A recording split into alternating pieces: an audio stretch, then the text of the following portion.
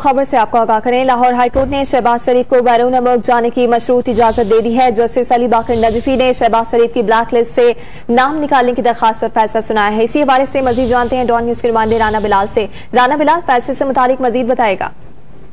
जी बिल्कुल, शहबाज शरीफ को बैरून मुल्क जाने की मशरूत इजाजत जो है वो लाहौर हाईकोर्ट से मिल गई है।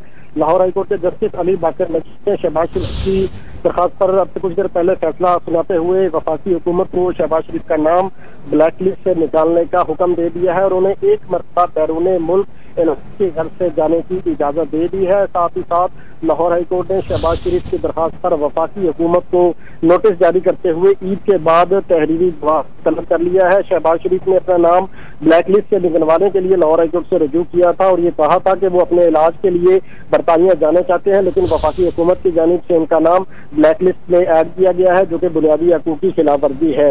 लाहौर हाईकोर्ट ने आज शहबाज शरीफ को जाती हैसियत में तलब किया था। अदालती हुक्म पर शहबाज शरीफ अदालत में पेश भी हुए थे। अब से तकरीबन 1 घंटा पहले अदालत ने जब ये फैसला महफूज किया था और ये कहा था कि आज ही इस केस का फैसला सुनाया जाएगा। शहबाज शरीफ भी कमरा अदालत में उस वक्त तक मौजूद रहे जब तक ये फैसला नहीं सुनाया गया।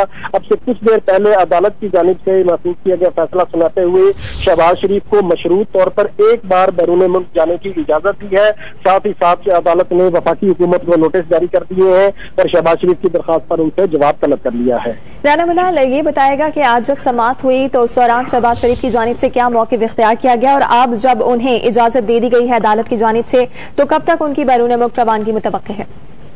आज भी देखें, जब इस केस की समाअत शुरू हुई थी तो शहबाज शरीफ के वकील अमजद परवेज ने अदालत को बताया था कि शहबाज शरीफ ने कल की अपनी बुकिंग करवा ली है और वो पाकिस्तान से दोहा जाएंगे और वहां 10 दिन कयाम के बाद करंटीना के बाद वो बरतानिया जाएंगे।